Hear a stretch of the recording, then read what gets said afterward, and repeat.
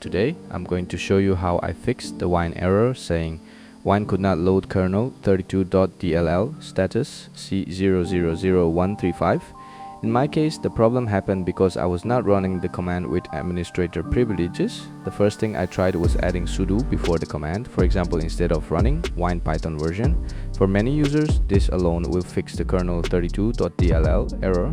However, after fixing the issue, I ran into another problem.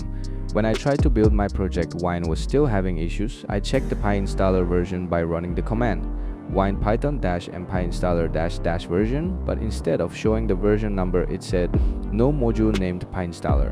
This means PyInstaller was not installed inside the Wine Python environment. To fix it, I installed PyInstaller using this command wine python -m pip install PyInstaller. After running the command, Wine started downloading all the required packages. The installation took a few moments to complete.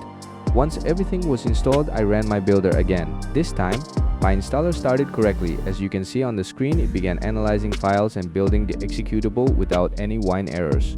So if you get the kernel32.dll error, first try running your command with sudo. And if wine says PyInstaller is missing, install it using wine python -m pip install PyInstaller. After that, try running your build process again. That fixed the problem for me. I hope this video helped you. Don't forget to like the video, subscribe to the channel, and I'll see you in the next one.